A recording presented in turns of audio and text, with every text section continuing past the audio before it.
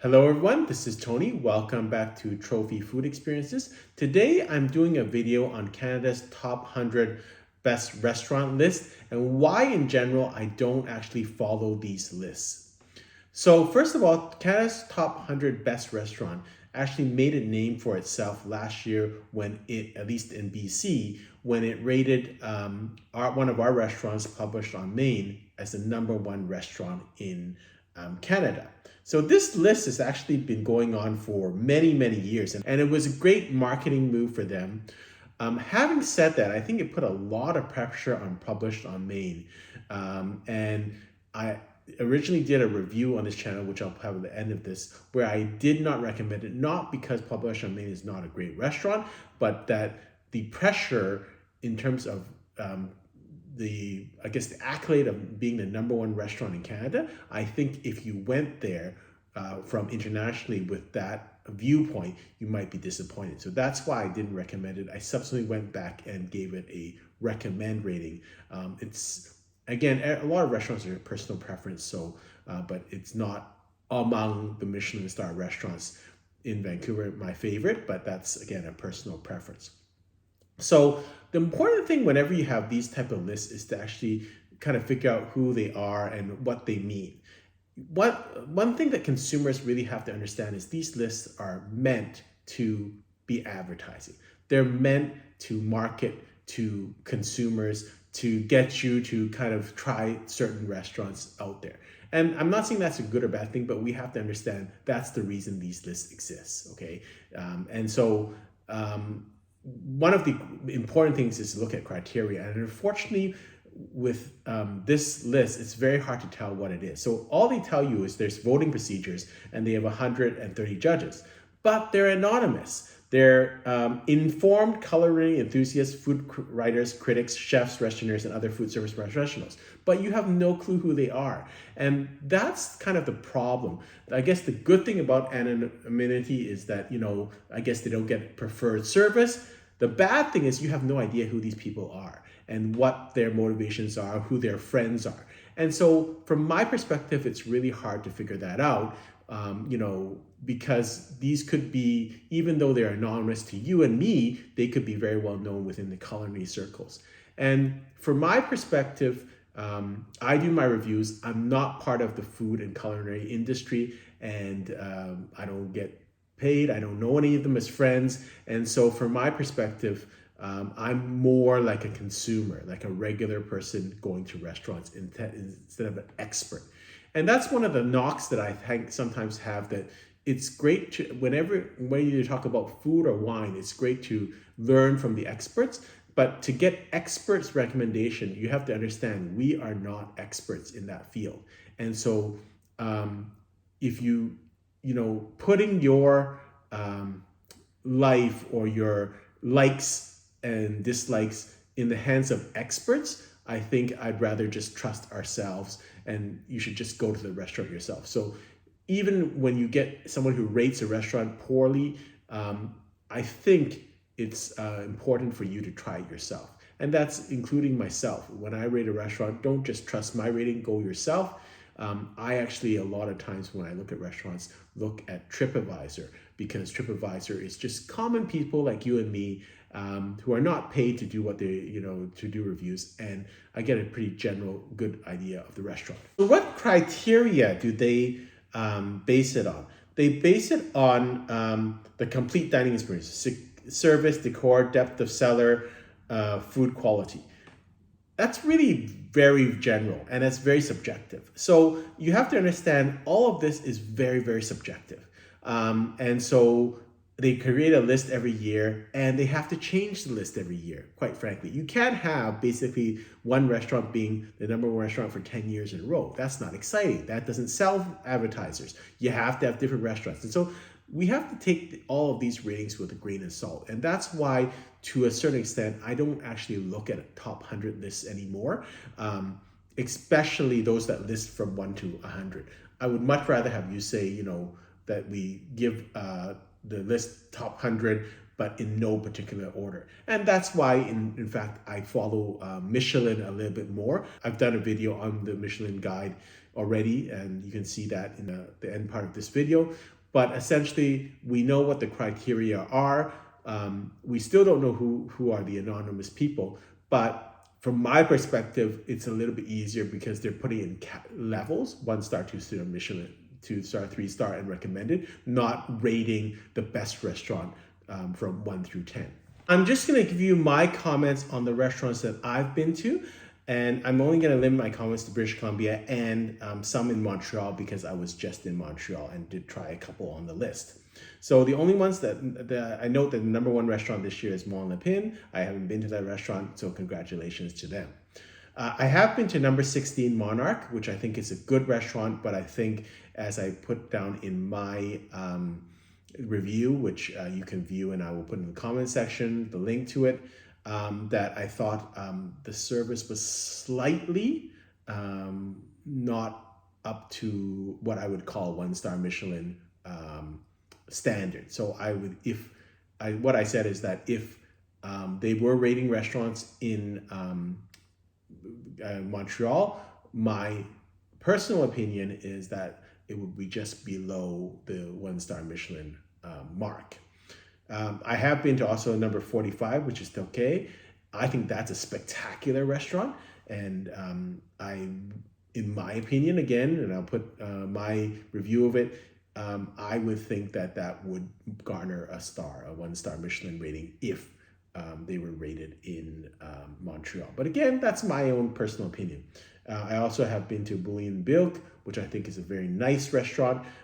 Again, probably in my opinion, that doesn't belong in the top 100 restaurants in Canada, but that's my own personal opinion. It's a very nice restaurant, but doesn't have the distinctiveness of a restaurant like Monarch or Tokay, which I do believe are probably 2 of the best restaurants in Canada. So now going to the British Columbia list, and one of the things I didn't quite like is that I think they were a bit affected by the Michelin ratings, so they moved up a lot of the Michelin star restaurants much higher in their ratings than was normal. So Pub Champagne, which was the #1 restaurant, now becomes number 3. In my opinion, they will probably continue to drop that restaurant. It was probably too high. It's a good restaurant, don't get me wrong, but I don't think it's distinctive from a lot of the other restaurants and in British Columbia. St. Lawrence is one of my favorite restaurants, so I guess that would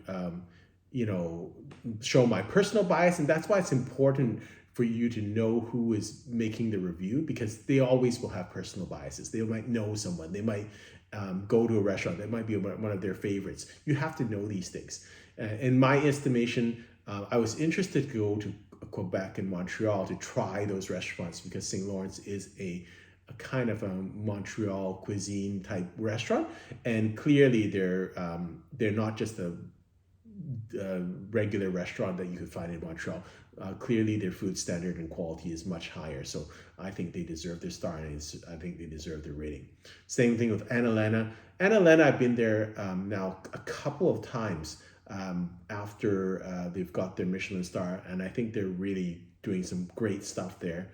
Likewise with Kisatanto, I've been there many times before they had the Michelin star and afterwards, and they continue to evolve their menu. So I have no disagreement with these restaurants rated in the top 10 of Canada. That gives 4 Michelin star and 4 restaurants in BC in the top 10 of Canada. So from a perspective of a Vancouverite, I'm very proud of that. At number 20 is Hawksworth.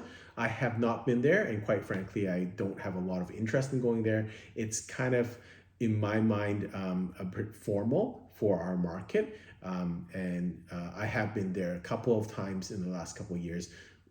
It was okay, it was good, but didn't make me want to go back.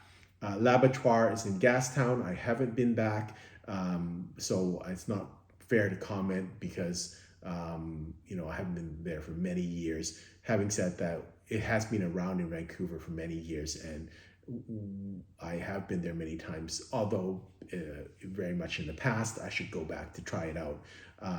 But my recollection of it is it can be a little bit spotty. But again, that could be just unfair right now. Pluvio, I haven't tried that restaurant. It's very far away. It looks like it's on all the lists. Boulevard is at 43, and unfortunately, I just did a review of Boulevard. Unfortunately, in my opinion, I had previous to Michelin being rated in Vancouver, I thought it was a potential for a star. I've been back since, and it's been much more downscale in terms of its casualness. So I think it's actually, in fact, farther away from a star than it was a year ago. And I probably, in my personal opinion, I wouldn't put it up there that high. I probably wouldn't even put it in the top 100 restaurants in Canada.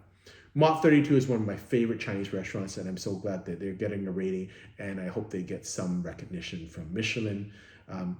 My belief is that they are the #1 formal Chinese restaurant in Vancouver, and that probably they deserve a star, merit some consideration. Oka Pacifico, I've not been to. Masayoshi I have been to. It's a 1-star Michelin restaurant. Very nice restaurant if you like the sushi.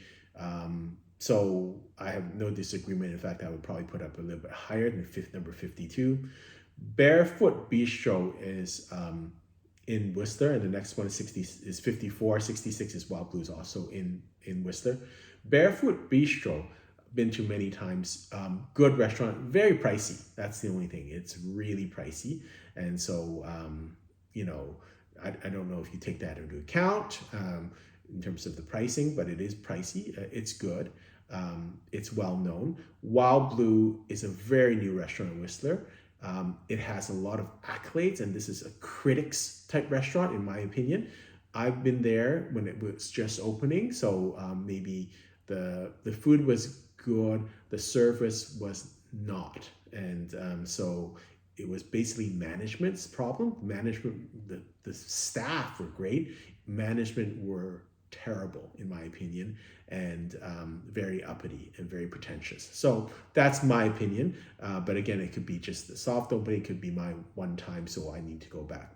Chia Pino is a good restaurant, it's well known, but I think just like Tojo, it has probably peaked a little bit, because what's happened is if you rated these restaurants in the early 90s or late 90s, these would be top-end restaurants. But unfortunately, there's been other restaurants that have come along that have probably been a little bit more innovative. And so it's really hard for these restaurants that are standards to reinvent themselves and to get better. So I think, I would say, I've been to Ciampino many times. I would say it's a good restaurant. It's not, in fact, my favorite Italian restaurant, but that's, again, personal preference. My personal favorite would be Lupo in Vancouver. Tojo's, again, I haven't been there for many years just because it's exceedingly expensive. So that's my point. Manam is a good restaurant, and again, I would rate this as more a critics restaurant. A lot of critics love it. I've been there many times, not many times, but a couple of times, and the food is good, but again, I probably wouldn't put it in the top 100. And then Burdock and Company is a 1-star Michelin restaurant. I've been there before it was a Michelin star, and now afterwards a couple of times. Very, very good. And again, this is a restaurant that shows progression. What I see with a lot of the Michelin star restaurants is they continue to get better and they continue to evolve. That's what I see with Burdock, and I think that should probably be a bit higher up on this list. And then the last restaurant here is the Quarteria, which is 92. Very good Italian restaurant. But again, I'm not sure would merit top 100 in Canada. We're talking about the whole country. And so, again, I think it's very focused on the centers of Vancouver, Montreal, and Toronto, and not really giving a lot of credence to, other places. They don't go to many other places, I don't think. So how about restaurants in Saskatchewan and Manitoba? There must be great restaurants there. There must be great restaurants in Winnipeg, Ottawa.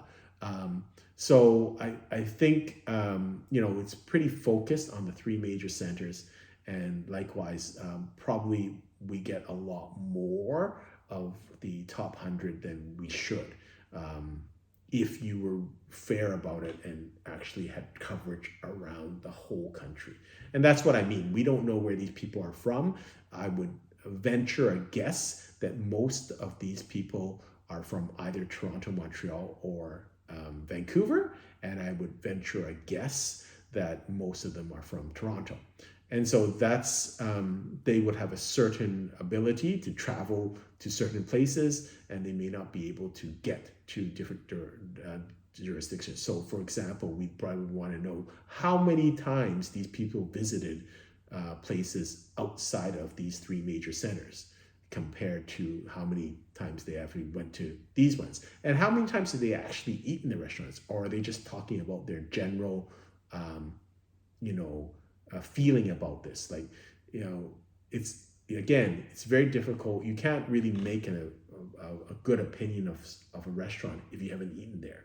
And so, in order to eat with 100 restaurants, or even with, covering British Columbia, there's about 15 of these restaurants. In order to eat at this, make a critic's kind of assessment of these restaurants, I think you would have to eat at least once or twice or maybe 3 times in each one of these restaurants, and then you'd have to try other restaurants. So you'd be probably eating 150 times out a year.